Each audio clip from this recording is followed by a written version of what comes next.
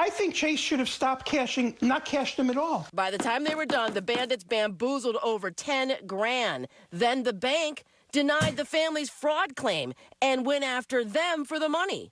Within 2 to 3 days, any accounts that had my name on it in Chase Bank were cleaned out of all the money. He wasn't checking for anything unusual, just his balance. Jason was 18 years old, a high school senior, delivering pizzas after school and saving every dollar he could. The money in his Chase Bank account had a purpose: college tuition, car insurance, a first step into adulthood. He opened the app. And something was wrong. Not wrong in the way you'd expect. The account didn't show less money than it should have. It showed more. $1,000 had appeared overnight, a cash deposit made at a Chase Bank branch in Los Angeles. Jason had never been to Los Angeles. Neither had his father, neither had anyone in his family. At first, it looked like a simple banking error, the kind of thing you report and the bank corrects. It wasn't. Within days, that one deposit, that single unexplained balance increase, would become the starting point of a bank fraud scheme that wiped out more than $10,000. Not just from Jason's college savings. From his father's account, his sister's account, other accounts connected to the family gone. And when the family turned to Chase Bank for answers, the bank had a decision ready. According to that first ruling, and someone in Jason's family owed that money back.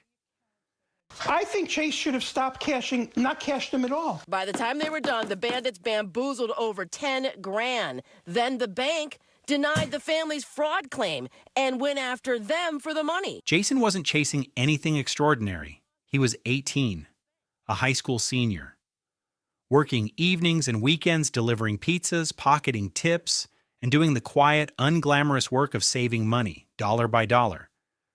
Most teenagers his age weren't thinking about tuition yet. Jason was.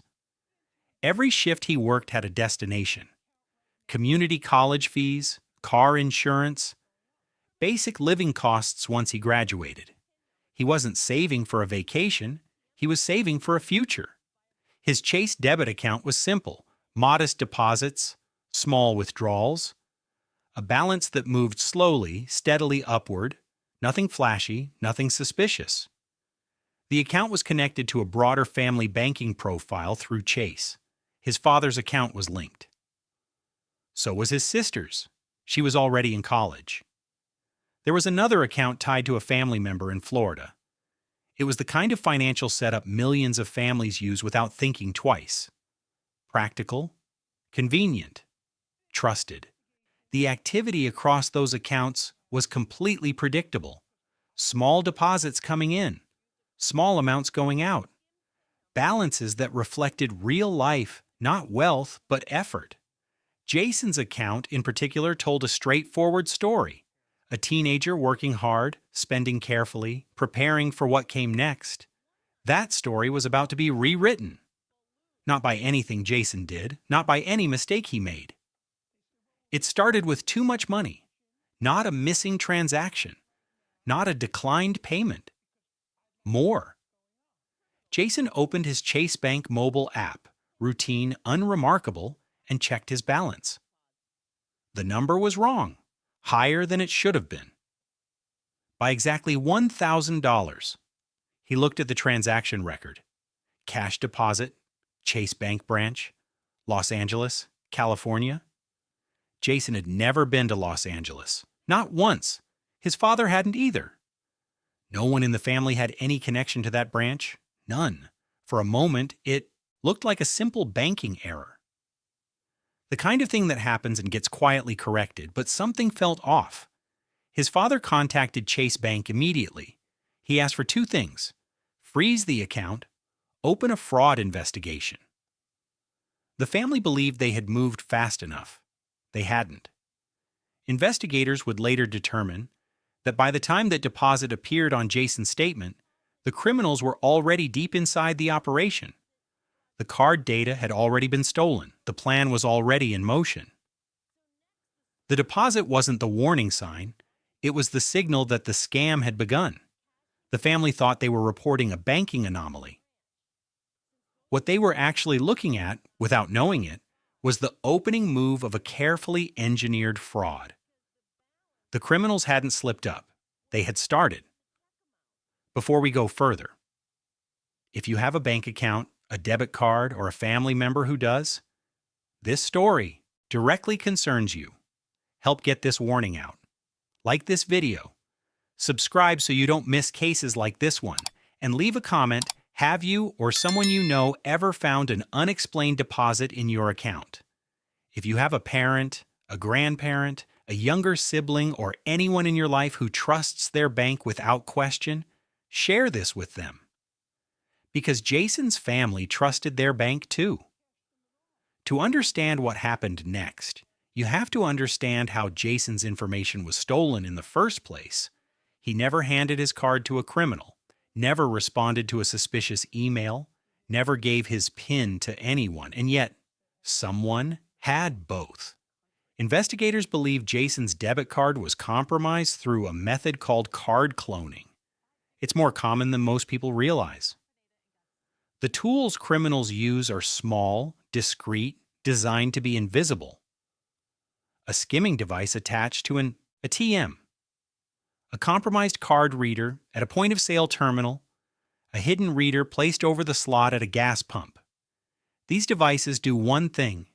They capture the data stored on the magnetic stripe of a debit card the moment it's swiped.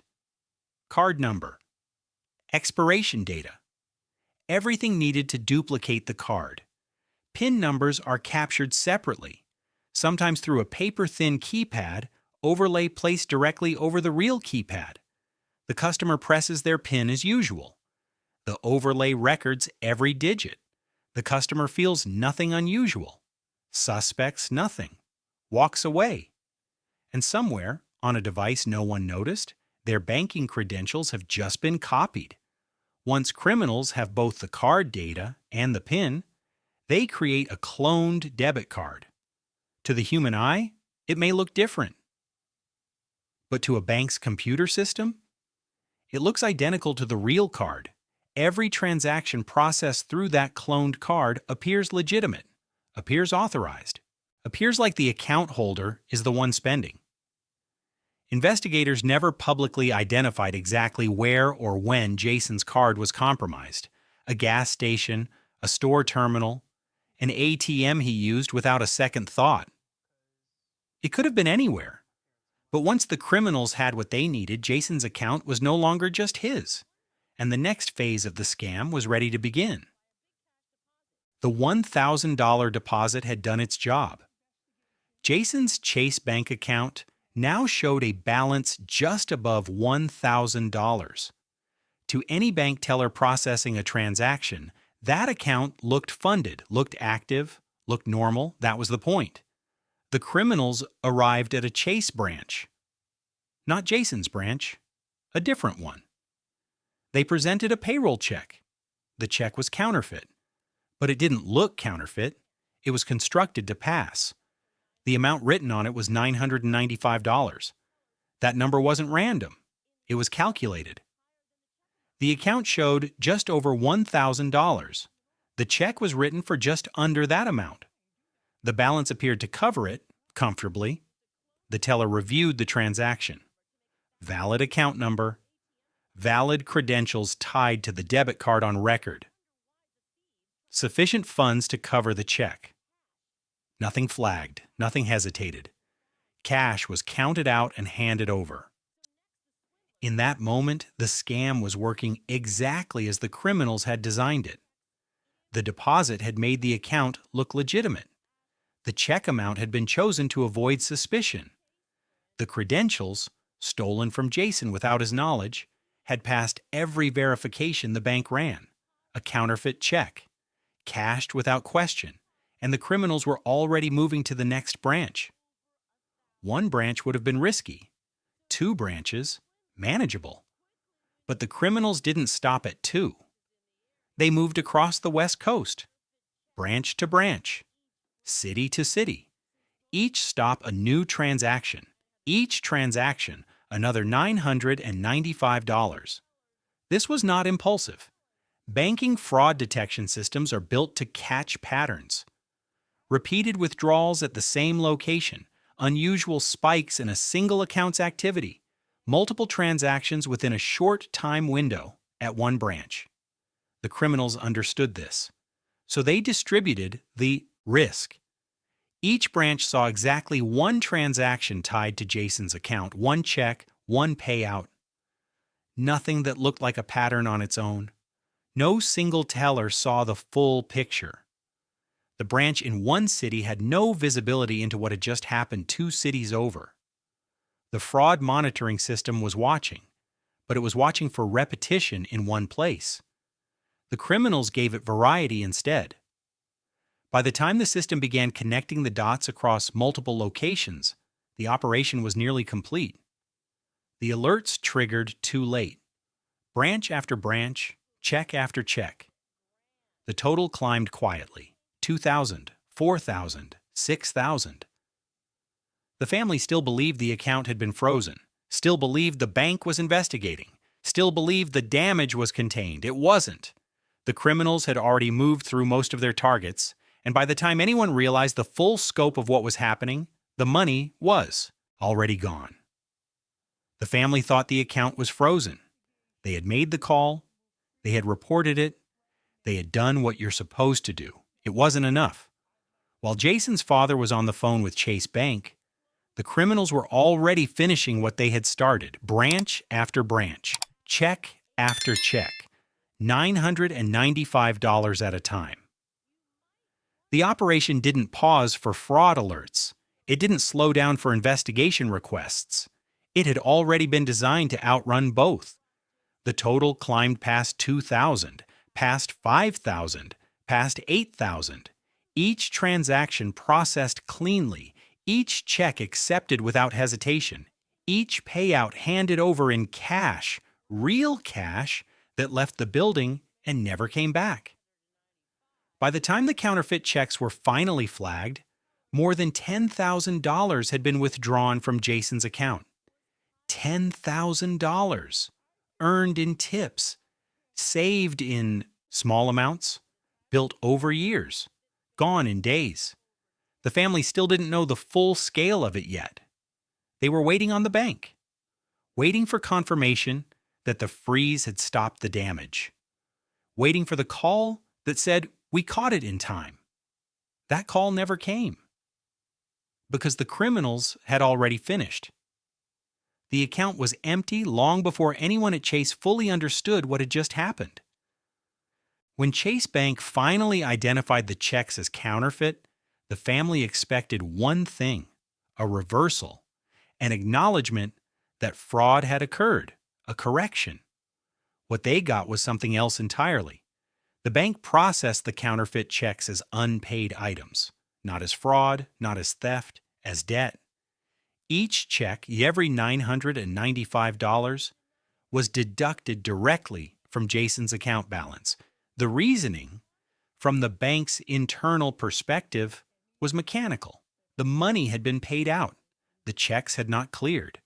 Therefore, the account owed the difference. The result was devastating.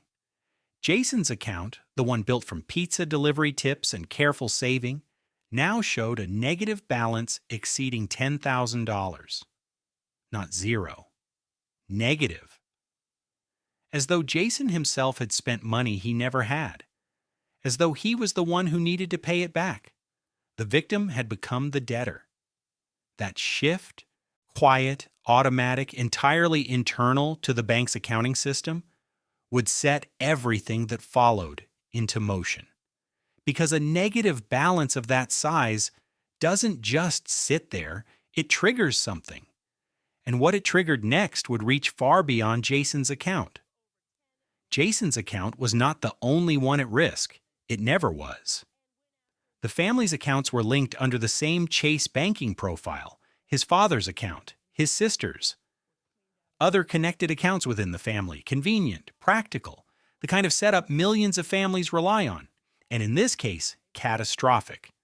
When Jason's account fell into a negative balance exceeding $10,000, the bank's internal system responded automatically, no phone call, no warning, no pause for review. The system began pulling funds from the linked accounts to offset what it had classified as an outstanding debt. Jason's father logged into the family's Chase banking profile. What he saw stopped him cold. Account after account had been drained. His own savings, his daughter's account, money she had set aside while in college, other connected accounts. Gone. Within 2 to 3 days, nearly every account tied to the family had been emptied. Years of savings, not stolen by the criminals directly, taken by the bank, automatically, systematically. To settle a debt the family never created. The family had reported the fraud immediately. They had asked for a freeze. They had trusted the bank to contain the damage. Instead, the banking system had used their own linked accounts against them, quietly moving money internally, treating the fraud as a financial obligation the family was now responsible for clearing. One compromised account, and it had pulled an entire family's finances down with it. What happened to Jason is more common than most people realize. That's actually why I created a free guide called the Scam Proof Retirement Checklist and Cheat Sheet. It shows the exact warning signs of bank fraud and account takeovers before the damage happens. If you want it, the download link is in the description below. Jason's father filed the fraud claim. He documented everything: the suspicious deposit, the account freeze request, the counterfeit checks, the drained accounts. He submitted it expecting one outcome: reimbursement. Chase Bank denied the claim. The explanation came back measured, formal, and devastating in its logic. The debit card had been used. The correct PIN had been entered. The account balance had covered each check at the time it was presented. From the bank's perspective, the transactions appeared authorized.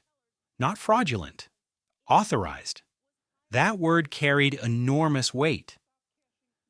Because in banking liability terms, authorized means the account holder approved it.